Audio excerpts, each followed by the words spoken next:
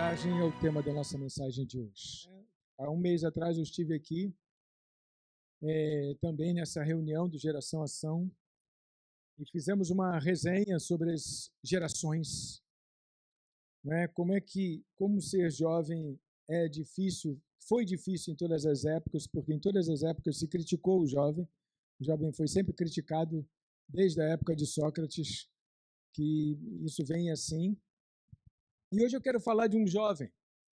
Quero falar de um jovem fantástico na Bíblia, que já foi alvo da nossa peça aqui, o querido Timóteo, né? Falar desse jovem fantástico.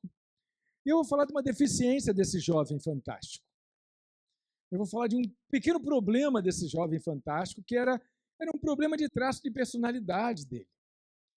Paulo, ele passou em Éfeso e, ao passar por Éfeso, ele deixou lá um grande trabalho. A cidade de Éfeso era uma cidade bacana, estruturada, uma cidade grande, uma cidade importante.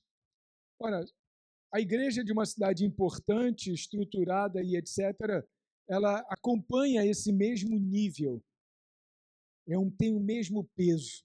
Ou seja, ser pastor da igreja de Éfeso era uma grande responsabilidade. Até porque foi Paulo quem foi o primeiro pastor dessa igreja e começou esse grupo e fez esse grupo crescer. Mas Paulo era um missionário. O missionário não tem paradeiro. O missionário, ele está sempre na sua missão. Ele tem data de chegar, meio e fim, e hora de ir embora. É assim que funciona missionário. E Paulo era esse. Ele sabia que ele não ia ficar em lugar nenhum. E ele abriu várias igrejas, ele pregou em vários lugares, ele levou o evangelho, ele formatou o evangelho, inclusive, com suas cartas. Então você veja a responsabilidade desse moço Timóteo. Paulo observava esse moço. Paulo olhava as qualidades que esse moço tinha. Paulo conheceu a sua família, a sua mãe, Eunice, a sua avó, Lloyd. Paulo conheceu essas duas irmãs assim fantásticas também. Ou seja, Paulo tinha muitas referências de Timóteo. E é sobre, então, Timóteo que eu quero trazer algumas considerações para a nossa vida. Não estou pregando para jovens, eu estou pregando para toda a igreja. Porque o que eu vou falar sobre Timóteo acontece com todos nós. Acontece com muitas pessoas. Quando as pessoas recebem um trabalho que acreditam ser esse trabalho muito mais do que ela é capaz de carregar ou suportar ou aguentar, enfim, alguma coisa assim. A insuficiência das pessoas. Então, queridos irmãos, segunda carta de Timóteo, de Paulo escrevendo a Timóteo, capítulo 1, do verso 3 em diante, diz a palavra do Senhor assim: dou graças a Deus, a quem desde os meus antepassados sirvo com a consciência limpa, porque sem cessar lembro de você nas minhas orações, noite e dia. Está falando para Timóteo. Lembro das suas lágrimas e estou ansioso por ver você, para que eu transborde de alegria. Lembro da sua fé sem fingimento, a mesma que primeiramente habitou em sua avó Lloyd e a sua mãe Eunice, e estou certo de que habita também em você. Até esse ponto, por enquanto, Deus e Pai soberano, lemos a tua palavra e pedimos que o Senhor derrame luz sobre o texto. Então eu direi que o tema dessa mensagem é coragem. E coragem por quê? Por tudo aquilo que eu já falei aqui, né, nessa nossa introdução, da grande responsabilidade que era substituir Paulo. Você imagina uma coisa dessa, a grande responsabilidade, substituir o apóstolo Paulo, e por um jovem que, por natureza, por uma questão de normalidade, o jovem tem uma certa insegurança com as coisas da vida. Ele olha para o futuro, ele faz questionamentos, ele pode ter algum tipo de receio com certo tipo de comportamento que ele tenha. E Timóteo não era um jovem tão diferente assim. Ele era um jovem especial porque ele era um jovem obediente. Mas, fora isto, ele era um jovem como os outros. Ele era um jovem que também tinha seus medos. Medo, por exemplo, de fracassar. De não substituir a altura. Porque também tem aquela coisa, né? Quando você... né? Aqui a gente nunca teve isso. Porque eu sempre fui o pastor daqui desde a fundação. Mas em igrejas que trocam de pastor, porque o pastor vai embora para uma outra igreja, ou porque faleceu, ou porque, enfim, alguma coisa aconteceu com ele, e vem um outro pastor.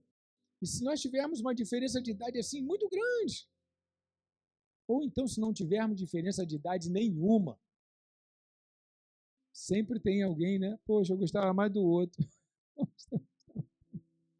Aceitar aquele que chega fica mais complexo, mais difícil. Numa substituição. E aqui nós temos uma grande igreja, a igreja de Éfeso, uma igreja importante, uma igreja que vai ser chamada a atenção lá por João no Apocalipse. Uma igreja que tinha um peso. Dava adeus ao apóstolo e recebia um jovem sem experiência, mas com muito desejo no seu coração e com uma herança, a herança de uma avó fervorosa e de uma mãe igualmente fervorosa. E Paulo cita a sua origem. Você tem um legado, Timóteo. Você tem um legado. Lembro da sua fé sem fingimento, a mesma que primeiramente habitou na sua avó Lloyd e a sua mãe Eunice. Olha só. Ou seja, Timóteo não era uma pessoa que caiu de paraquedas ali. Muito provavelmente Timóteo foi quase que criado ali entre aquelas pessoas. Paulo não ficou muito tempo ali para dizer que viu Timóteo crescer. Ele ficou poucos anos ali. Passou por ali algumas vezes. Mas as poucas vezes que passou e o pouco tempo que ficou, foi o suficiente para enxergar em Timóteo um sucessor à altura. Só que Timóteo não sabia disso. Timóteo não sabia que ele era o sucessor à altura. E Timóteo, então, começou com certeza. Por quê? Com certeza. Porque o teor desta segunda carta é exatamente esse. Animar Timóteo. Encorajar Timóteo. Falar para Timóteo que ele é importante e que ele não tivesse medo. Timóteo agora, como todo jovem, está diante de um grande desafio e precisa ter coragem.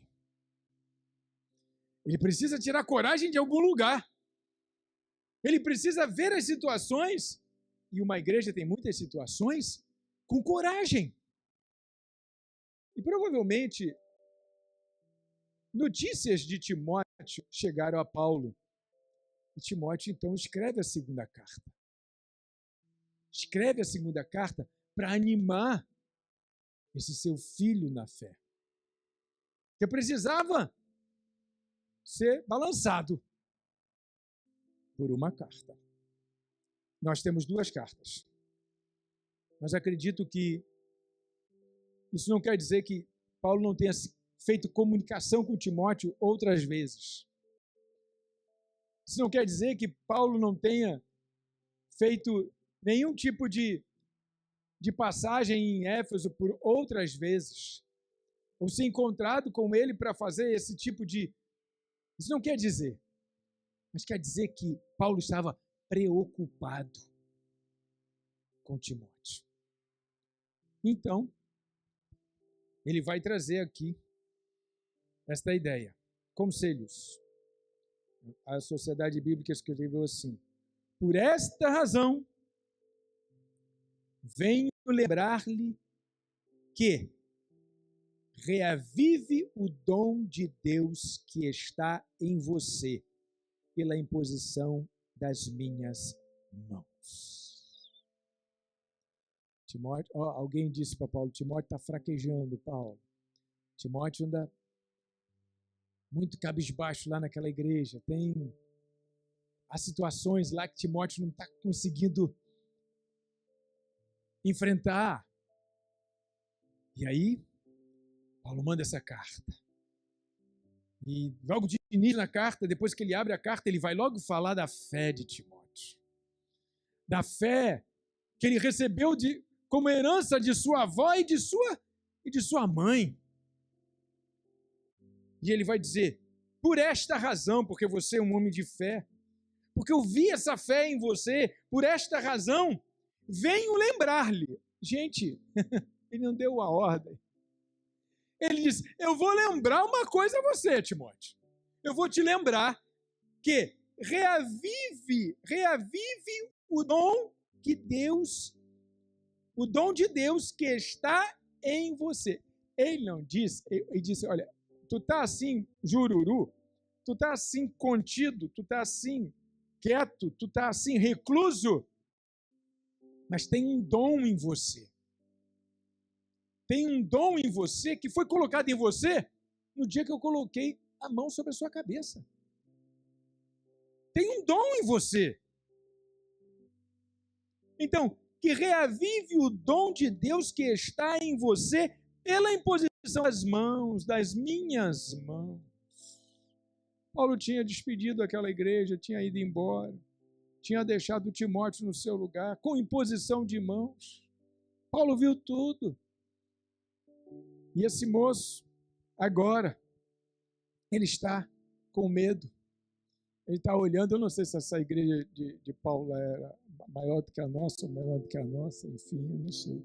Mas muito provavelmente devia ser igreja com 50 pessoas, 100 pessoas. Isso devia ser, assim, uma responsabilidade muito grande para Timóteo. E traços da sua personalidade estavam falando muito alto. Estavam gritando dentro dele. Você não vai conseguir. Você é fraco. Você é jovem. Você não sabe nada da vida ainda. E, às vezes o jovem escuta isso, né? Que é fraco, né? Que não sabe nada da vida, né? O jovem escuta isso de vez em quando. Quem aqui já escutou isso de vez em quando? Levanta a mão. Levanta a mão mesmo, não fica com vergonha, não. Seja sem vergonha. Isso. Está vendo? Já escutaram isso. Mas olha só. Quando as pessoas nos conhecem muito de perto, elas conhecem muito as nossas falhas. Então elas têm até essa liberdade de falar isso da gente, sabe? Mas isso é a visão dela. Na verdade, jovens têm um potencial fantástico e tremendo. Eu tinha 17 anos na igreja de Nova Iguaçu e eu não sei o que o bispo Rubens viu em mim, irmãos, que ele acreditava em mim com mais fé do que eu. Eu nem acreditava em mim do jeito que ele acreditava. Ele acreditava. Jovens têm. Jovens são responsáveis também. Jovens têm um potencial. Precisam só ser motivados. Precisa só que os pais acreditem neles. Pastor, você não conhece o meu garoto. Pastor, você não conhece a minha filha. Pastor, fica no Facebook o dia todo, pastor. Gente, desculpa, tá? Mas ela só fica no Facebook um dia todo. Com seu consentimento, simples assim. É você que é a pessoa culpadinha disso, não é ela não. Jovem é para ser o quê? Orientado. Desde criança. O que você vê de errado no seu jovem? Saiba de uma coisa. A responsabilidade é tua. Não é dele. Assim como o que os seus pais viram de errado em você na juventude, a responsabilidade foi dos seus pais. Os jovens são o produto dos mais velhos. Eu fico burro quando alguém chega e fala dos jovens. Cara, eu tenho que falar mal é de mim. Porque ele é o meu resultado. Ele é o resultado do que eu fiz durante toda a criação dele. Então eu tenho que falar mal de mim e não dele. Simples assim. Mas não é para ficar de nariz em pé que eu estou falando isso aí não, tá? Por favor, baixa a bola, baixa a bola, baixa a bola. Não vai chegar em casa de nariz em pé não, porque Deus não gosta desse negócio. Baixa a bola. Baixa a bola. E agora no versículo número 7, Paulo vai abrir o assunto. Ele vai abrir o assunto da motivação dessa carta. E com o versículo ele diz quase tudo. Porque Deus não nos deu espírito de covardia. Ora, essa carta não era uma carta para uma igreja. Essa carta era uma carta para uma pessoa. Não era uma carta para todos os membros da igreja lá. Era uma carta para uma pessoa. E ele diz, porque Deus não nos deu espírito de covardia. Se você está correndo, não foi Deus que deu esse espírito para você. Deus não dá espírito da gente sair correndo da guerra. Um crente não sai correndo da guerra. Não tem espírito de covardia. Um crente enfrenta a guerra de frente. E os traços de personalidade de Timóteo estavam fazendo ele se dar uma recuada, estavam fazendo ele se esconder um pouquinho, estavam fazendo ele ficar meio assim, meio arredio, tal. Os traços de personalidade. Ele diz, Timóteo, Deus não nos deu espírito de covardia. E aí eu pergunto, antes de continuar, quais são as lutas da nossa vida que a gente tem usado de covardia? Quais são as lutas da nossa vida que a gente não tem querido, assim, eu não estou querendo nem falar nisso, eu não quero nem enfrentar isso. Eu não quero nem saber disso. Quais são as lutas que a gente está dando um passo atrás? Existe alguma luta aí na sua vida? Olha, meu filho, crente é aquele que enfrenta, tá? O cristão é aquele que enfrenta de frente os seus problemas, as suas problemáticas. Não fica adiando, postergando, deixando para depois. Não, ele sabe que Deus dá a ele as condições de enfrentar. Então, porque Deus não nos deu o espírito de covardia, e aí ele coloca uma vírgula e bota um mas. Mas, quer dizer, uma adversativa. Mas, não deu espírito de covardia, mas ele deu um espírito que ele dividiu os atributos desse espírito em 3 coisas importantes. Deus não nos deu o espírito de covardia, mas de poder, amor e moderação. Nossa. Eu estou falando nossa porque, irmãos, tem um negócio aqui que não combina. Poder e amor. Inconscientemente, poder e amor não se combinam. Ou tu tem poder, ou tu tem amor. Ou você vai ser misericordioso, ou você vai ser durão. Durão e misericordioso junto são coisas que nós não encontramos na mesma pessoa. Ou ela é misericordiosa, ou ela é amorosa, ou ela é gentil, ou ela é passiva, ou ela é amorosa, ou ela é poderosa, ou ela é firme, ou ela é justa, ou ela age com rigor. Essas duas virtudes, poder e amor, não encontramos na mesma pessoa. Inclusive, recentemente, mas há bastante tempo, ainda no século passado, um grande pensador disse assim: na vaga do amor se estabelece o poder. É quando existe ausência de amor que o poder se sobrepõe. Olha só, tipo assim, é uma dualidade, é a sombra e a luz. É o poder e o amor. Quem falou isso foi um psicólogo, foi Jung. Na vaga do amor se estabelece o poder. E aí a gente tem que olhar para a história e tem que olhar para a Bíblia. Porque quando Paulo diz isso aqui, ele falou com muita propriedade. Ele não falou uma bobagem. Ele falou com muita propriedade. Porque existiu um homem só na humanidade, que Paulo conheceu. Não conheceu de perto. Teve um encontro com ele na estrada de Damasco, que era poderoso, mas que também tinha amor. Nele, esses dois qualificativos estavam juntos. No Cristo, era, como assim? Ele repreendeu o mar? Como assim? Ele mandou o vento parar?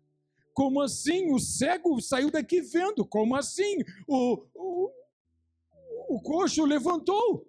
Como assim? Como assim? Ele fala com muita sabedoria. Como assim? Você vai dizer que ele não era poderoso? Ninguém tinha Jesus na conta de não poderoso. Todo mundo tinha Jesus na conta. Gente, ele ressuscitou alguns mortos. Eu não sei quantos mortos. Na Bíblia tem 8 ressurreições ao todo. 8 pessoas ressuscitaram na Bíblia de capa a capa. Nossa, como ele era poderoso. Mas ele também era amoroso. Meu Deus, como ele era amoroso. Como ele amava as pessoas. Como ele tinha misericórdia das pessoas. Um homem estava em cima da árvore para ele ver passar. Ele diz: desce, Zaqueu, depressa, eu vou na tua casa. E chega lá, faz um discurso, o homem pega, se converte, levanta e diz que vai dar metade dos bens, enfim. Ele diz: houve salvação nessa casa. Uma mulher pega em perdão em flagrante adultério. Ele era poderoso. Ele era amoroso. E as pessoas dessa época, elas tinham isso muito forte na sua mente. Ou é poderoso, ou é amoroso. Elas tinham isso muito forte. Você quer ver uma coisa? Quando se fala em poder, vá para a época de Jesus. Quando se fala em poder na época de Jesus, de quem você lembra? Quem você acha que se lembraria uma pessoa da época de Jesus quando falasse em poder com ela? Existia algo na época de Jesus que era conhecido com muito poder. Ah, sim, era o imperador. Ah, sim, era o imperador romano. Sim. Mas, sobretudo, não apenas a pessoa do imperador, mas o que ele representava no império. Porque o exército romano era a coisa mais poderosa da face dessa terra na época de Jesus. Se tu quer saber, o exército romano, ele não perdia batalhas. Você sabe quantos anos o Império Romano existiu? Ele existiu por 8 séculos. Roma era conhecida como a cidade eterna. Os romanos eram os únicos que iam à guerra rigorosamente uniformizados, de roupa nova, com um brasão no escudo, com o mesmo tipo de lança, com organização, com tática. E os inimigos? razoavelmente organizados, parcamente vestidos. E tinha alguns inimigos que iam até sem camisa para a guerra. Alguns povos, quando iam para a luta, iam nus para a luta. Fui pesquisar como é que eram as batalhas na antiguidade. Você precisa ver. Que horror! Falei, lógico que os romanos venciam tudo. Eles eram organizados, eles eram tidos como um exército imbatível, um exército poderoso. Então, quando você falava em poder, você lembrava de Roma, lembrava do imperador e lembrava do seu exército. Aquilo era poder. Você lembrava de violência, você lembrava de vitória, vitórias romanas. Tanto é que Roma conquistou um império do tamanho da Europa toda. Ele chegou quase na Inglaterra, o Império Romano. O poder impressiona, o poder conquista, o poder se impõe. Mas não quer dizer que ele seja mau. Porque Jesus impressionava. Jesus conquistava os corações das pessoas. Jesus se impunha. Ele chegava e dizia qual era a vontade do Pai. Essa é a vontade do Pai. Não vem para cá discutir, essa é a vontade do Pai. E ao mesmo tempo, ele tinha os qualificativos do amor. Ele conseguia ser frágil, conseguia mostrar sua fragilidade. Diante de Pilatos, olha só, o dono da glória, todo-poderoso, diante de um ser humano, de Pilatos. Pilatos diz para ele que ele poderia soltá-lo. Ai, Jesus, não, você só está comigo aqui porque foi autorizado. É por isso que você está comigo aqui. Fica tranquilo. Gente, ele estava no comando do controle de tudo e amando aquelas pessoas. Cumprindo a vontade do Pai. Ele compreendia a fragilidade humana. Quem ama, abre mão da disputa. Quem ama é superior. Abre mão da questão. Quase que Jesus olhou para Pilatos e disse, Pilatos, faz o que você tem que fazer logo, eu estou com pressa.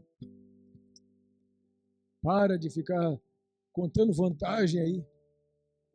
Então essas dois qualificativos aqui, porque Deus não nos deu o espírito de covardia, mas de poder, espírito de amor. Esses dois já não combinam um com o outro, na mesma pessoa. E aí ele chega para Timóteo, e aí dá um outro qualificativo, de moderação. Gente, vocês aí que têm jovens em casa, moderação, você vê isso por lá? É difícil, né? Vamos admitir que é difícil? Admite comigo que é difícil. Não quer comer um hambúrguer, comer 3. Não quer ficar até 11 horas da noite, eu quero ficar até as 4 da manhã. Você vê que falta moderação. É muito difícil um jovem ter moderação. Ser moderado nas suas questões. Ser moderado na sua própria vida. Essa moderação a gente pode traduzir como um certo equilíbrio das coisas. Então, para Timóteo, ele disse, Timóteo, não seja covarde, Timóteo. Deus não deu esse espírito para você, mas deu o espírito de poder para você. Você é jovem, você pode. mas também deu o espírito de amor. O líder dessa igreja tem que amar essa igreja, tem que ter poder e tem que amar essa igreja. Mas também deu para você, Timóteo, o espírito de moderação. Não seja exagerado, não. Não fale muito, mas também não fale pouco. Fale o suficiente. Não queira ir muito longe, mas também não queira ficar parado. Timóteo, equilíbrio, moderação. Se você faz assim, Timóteo, se você faz assim, você não tem como fracassar. Você não tem como deixar de ir. E ele termina esse trecho aqui, que vai ter muitos conselhos, né? O livro de 2 Timóteo é todo de conselho, no verso 13, dizendo o que era o mais importante. Olha, ele começou dizendo que Deus não tinha dado espírito de covardia, mas de poder, amor e moderação, milagre na vida de um jovem e na vida de uma pessoa. E ele termina esse trecho, no verso 13, dando uma ordem. Mantenha o padrão das sãs palavras que de mim você ouviu com fé e com o amor que há em Cristo Jesus. Por meio do Espírito Santo que habita em nós, guarde o bom tesouro que lhe foi confiado. Guarde o bom tesouro. Mantenha o padrão das sãs palavras. Irmãos, o padrão. Meu Deus, não é para eu fazer do jeito que eu quero. Tem um padrão. Tem um padrão. Não é para eu tirar o coelho da cartola. Tem um padrão. Eu não preciso fazer uma mágica. Tem um padrão. Mantenha o padrão das sãs palavras. A gente sempre pontuou nessa igreja que a palavra era o centro da igreja, que a palavra é o mais importante. Aqui tem um padrão, tem uma regra aqui de como eu tenho que viver, de como eu preciso viver. Mantenha o padrão. Olha, você vai tomar conta da igreja de Éfeso, olha, o que você tem que fazer? Mantenha o padrão, ó, deixei lá de um jeito. Mantenha o padrão. Mantenha o padrão das sãs palavras. Você sabe o que um pastor precisa fazer? Ou um pastor, um líder qualquer dentro da igreja precisa fazer? Manter o padrão. Não deixar o padrão se perder. Mantém o padrão. Recebeu uma liderança, você é líder do grupo de dança, líder do grupo de teatro, líder do grupo de músicos, líder do grupo de coral, líder, sei lá o que, da introdução, do apoio. Mantém o padrão. Porque alguém delegou a você alguma coisa, né? Alguém deu a você alguma coisa. Mantém o padrão. É que a gente é bobo, né? A gente quer, não, eu vou fazer do meu jeito, vou melhorar isso aqui. Não é para melhorar nada, Timóteo. Mantenha o padrão das sãs palavras. Se guia por isso aqui, ó. Não sai daqui de dentro, não. Porque quando a gente sai daqui de dentro, a gente sai também da vontade de Deus. Mantenha o padrão. Lógico, os tempos passam, as coisas mudam. Sim, mas a gente não pode esquecer que esse aqui é o nosso padrão. A gente agora lê no tablet, lê no celular, lê tudo. Né? Gente, que bênção. Nessa época aqui ninguém lia em lugar nenhum. Quando lia no papiro. As coisas vão mudando com o tempo. Mas eu não vou poder deixar de estudar? Nunca. Nunca. Mantém um padrão das sãs palavras. O que ela me manda fazer? Porque, irmãos, está cheio? Está cheio. Muita gente pedindo muita coisa. E a gente ora. Acontece com um, mas não acontece com todos. Vou deixar aqui já perto de mim. Acontece com um, mas não acontece com todos. Eu sei lá por que não acontece. Mas quando eu olho um conselho desse para um jovem, e eu coloco aqui toda a igreja nesse pacote, quando eu vejo um conselho desse, mantenha um padrão, quando você sai do padrão, meu amigo, quando você não mantém o padrão, quando você pisa fora da faixa, aqui, fora da Bíblia, como é que você quer que essa oração aqui passe desse teto? Não passa do teto. A gente não está comprando Deus com isso, não. A gente está servindo a Ele. Coragem, Timóteo. Coragem, não deixe que os traços de seu temperamento, os traços de sua personalidade, não permitam que você faça a obra do Senhor. Não seja tão tímido na sua comunidade aí. Deixe esse pessoal aí contigo para você abençoar essa gente. Quantas pessoas tem ao seu redor que você precisa abençoar essas pessoas? Na sua casa, pessoas que você ainda tem que evangelizar, que você ainda tem que trazer para o convívio da igreja, no seu colégio, no seu trabalho. Pessoas que Deus te deu para você um dia testemunhar da fé, um dia expressar. Manter um padrão. E as pessoas olham, não, fulano é um crente de verdade. Não, esse aí a gente pode confiar nele. Não, nesse aí a gente... Porque ele anda dentro da palavra, ele mantém o padrão. Amém, queridos?